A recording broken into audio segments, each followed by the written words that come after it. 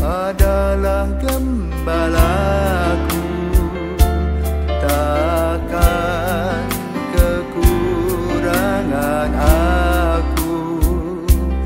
Ia membaringkan aku di padang berumput hijau. Saudara-saudara yang terkasih di dalam Kristus, selamat pagi. Salam jumpa lagi dalam Sabda Siap Saji Jumat 5 Juli 2024, hari biasa pekan ke-13 dan hari Jumat pertama di bulan Juli. Marilah kita berdoa dalam nama Bapa dan Putra dan Roh Kudus. Amin. Allah Bapa yang Maha Setia, Engkau mendidik kami melalui sabdamu. Semoga sabdamu itu menjadi penuntun langkah kami untuk melaksanakan kehendak-Mu dengan pengantaraan Tuhan kami Yesus Kristus Putramu, yang hidup dan berkuasa bersama Dikau dalam persatuan Roh Kudus Allah sepanjang segala masa. Tuhan bersamamu dan bersama rohmu. Inilah Injil Yesus Kristus menurut Matius. Dimuliakanlah Tuhan. Pada suatu hari Yesus melihat seorang yang bernama Matius duduk di rumah cukai. Yesus berkata kepadanya, "Ikutlah aku." Matius segera berdiri dan mengikuti Yesus. Kemudian ketika Yesus makan di rumah Matius, datanglah banyak pemungut cukai dan orang berdosa makan bersama-sama dengan dia dan murid-muridnya. Melihat itu, orang-orang Farisi berkata kepada murid-murid Yesus, "Mengapa gurumu makan bersama-sama dengan pemungut cukai dan orang berdosa?"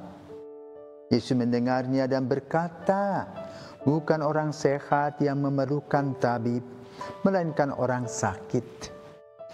Maka pelajarilah arti sabda ini, Aku menginginkan belas kasihan, bukan persembahan. Aku datang bukannya memanggil orang-orang benar, melainkan orang berdosa." Demikianlah sabda Tuhan, terpujilah Kristus. Saudara-saudaraku dan para pirsawan, selamat pagi. Apa kabar? Harap semua baik-baik. Hari ini banyak anak, 1000 anak berkemah di lapangan Paroki Palasari di seberang Gereja Hati Kudus Palasari di Banjar Tengah. Hiruk pikuk dan semua anak senang sekali merayakan sukacita mereka sebagai anak pembawa damai. Temanya di tahun ini. Nah, hari ini kita juga mendengar bagaimana Yesus membawa damai pada diri seorang Matius yang bekerja sebagai pemungut cukai. Tentu Matius banyak godaan. Kita sekarang banyak KPK. Pada zaman Yesus belum ada KPK. Tapi KPK-nya Yesus sendiri, yaitu Yesus yang menangkap hati orang. Matius boleh katakan sebagai seorang bagian keuangan yang boleh katakan polos, tulus, jujur. Maka kalau lama-lama disiram seperti batu yang diteteskan setiap hari, dia akan bolong juga. Maka Yesus berinisiatif memanggil Matius.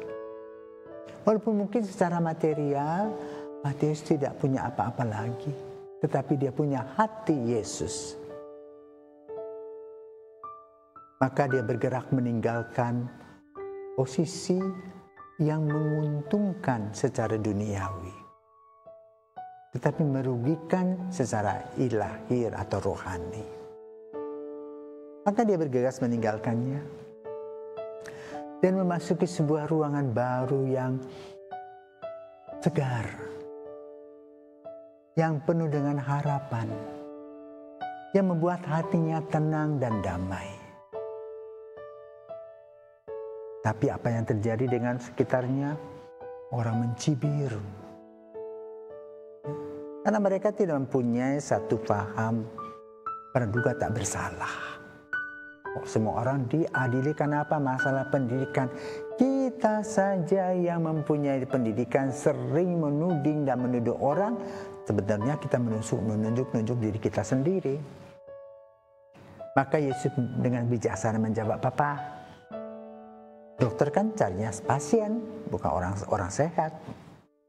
Dan dia sebagai seorang dokter yang akan menyembuhkan tadi Matius, yang mendapatkan tantangan, hambatan, dan dia akan digerus terus-menerus. Kalau dibiarkan oleh Yesus, dia akan jatuh dalam lubang korupsi, KKN bisa. Maka lalu Yesus memanggilnya dengan sukacita.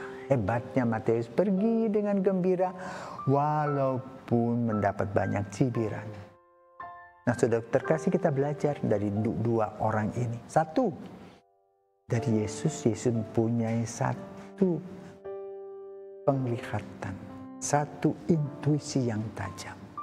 Bahwa orang ini hebat, dia punya potensi yang luar biasa, maka perlu dikembangkan. Yang kedua, dia melihat bahwa situasi kondisi Matius ini membahayakan perkembangan dirinya. Maka Yesus memanggilnya. Beruntunglah Matius dipanggil oleh Yesus sehingga dia mengenal Yesus secara pribadi, dan juga kita beruntung kenapa? Melalui Matius kita juga bisa mengenal siapakah Yesus melalui Injil Matius itu. Yang kedua, dari diri Matius sendiri. Hebat, dia tidak terikat dengan dunia ini, melainkan dia terikat dan takut akan Allah. Nah, disinilah kita perlu belajar. Bukan berapa banyak uang yang kita miliki, tapi berapa nilai kasih, berapa nilai kesetiaan yang kita punyai untuk mengisi langkah-langkah hidup kita, sehingga kita merasakan damai sejahtera, dan damai sejahtera itu murni dan bukan palsu. Maka mari pada hari kita bersyukur, kita refleksikan semua langkah-langkah kita dan panggilan kita masing-masing. Jadi panggilan kita ini bukan secara kebetulan, tetapi Tuhan yang merenda, Tuhan yang menjahitkan, Tuhan yang membordir, Tuhan yang menempatkan, Tuhan yang memberkati. Semoga kita selalu berbahagia. Selamat pagi, sampai jumpa.